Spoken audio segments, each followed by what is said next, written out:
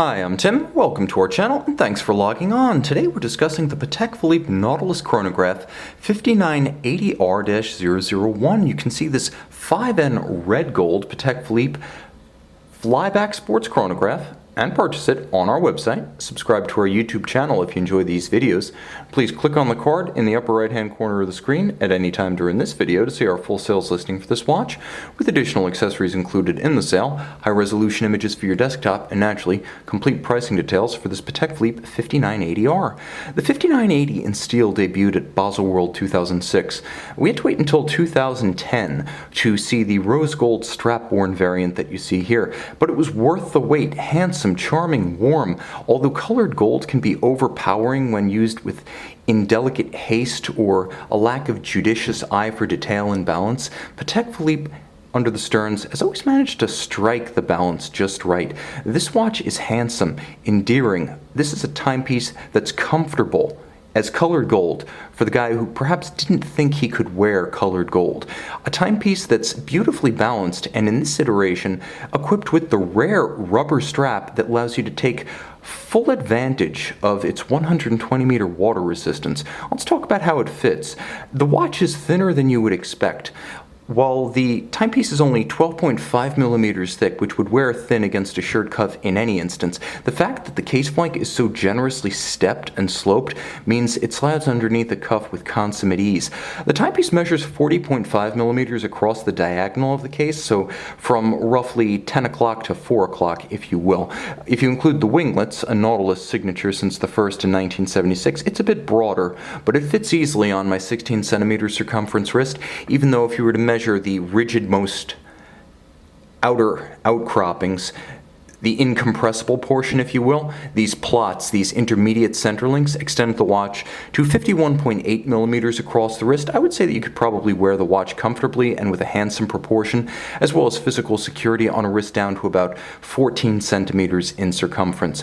The strap makes that possible. It's a little bit more flexible than its leather counterparts, and it's also styled and effectively to look like its leather counterparts, as it has a matte dark brown coloration, a sheer flank, a contrasting stitch that's nicely keyed to the rose gold of the case, and even the underside, should it flash and be seen by the public, looks like the calfskin underside of a leather Patek Philippe strap. So it has the look, but it also has the durability that leather never will.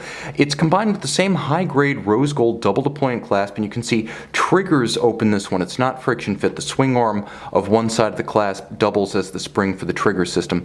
When it's closed, low in profile, quite secure, handsome, and of course, engraved with Nautilus, bespoke to the model. Now, the timepiece features a layered, expressive structure. It feels like Gerald Genta in his original Nautilus took some of the elements of the machine and brought them from the inside out.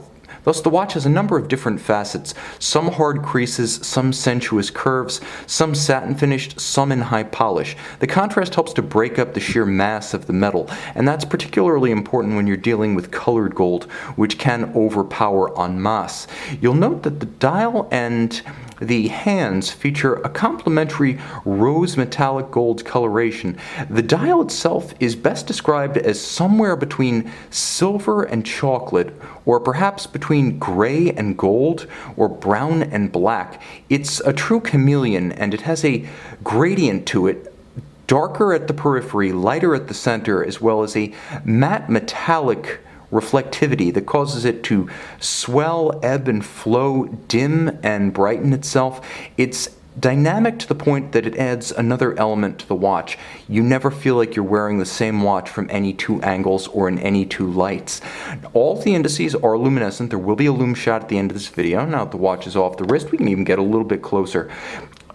Patek Philippe did well to keep the company marquee remarkably compact and discreet. This watch is all about readability, the high contrast of the indices and the baton-style hands against the dial base, as well as the fact that the mono counter is a superb solution to balancing a dial that frankly just didn't have the real estate for separate registers for hours, which are contained on the inside of the register, and minutes, which are the outer concentric circle. Now you note color is used. You have silver, you have red, and you have a beautiful dark black print that helped the watch to have a a little bit of a cheerful personality, a lighthearted countenance that is not universal to the Nautilus family.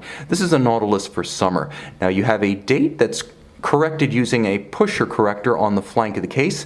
The timepiece, powered by Patek Philippe's in-house caliber CH 28520. What are you getting? Well, automatic winding with a unidirectional system, highly efficient with ceramic rotor bearings, more efficient still. Let's get right in focus and point blank. 45 to 55 hour power reserve, beats away 28,800 vibrations per hour. It is a flyback chronograph, so I should mention you do not have to stop and restart this one conventionally. You can simply press the reset trigger and it automatically restarts itself. Excellent if you need to time 2 intervals that occur in rapid succession without time for a conventional stop, reset, and restart. You'll also note that the pushers are integrated handsomely and discreetly into the flank of the case, which preserves the essential Nautilus profile.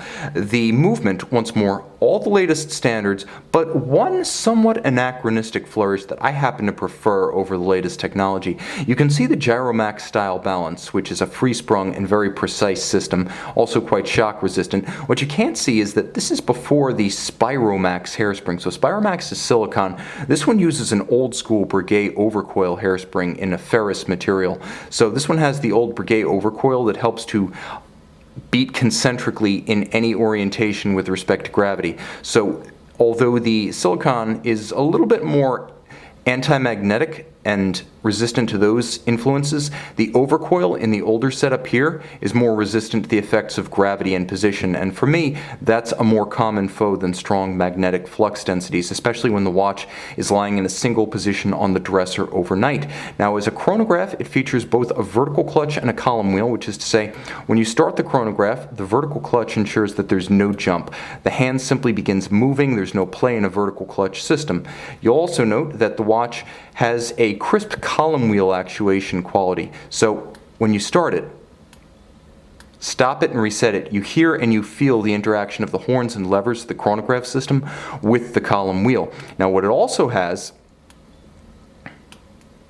is a screw-down crown and 120-meter water resistance, so this is a watch that's ready for just about anything except full-service professional diving. And finally, another refinement that I happen to adore is the fact that the vertical clutch lets you keep the chronograph running. You'll note that without the chronograph in motion, it's a relatively dead and lifeless dial. Sure, you have that spectacular gradient, but you don't have anything moving.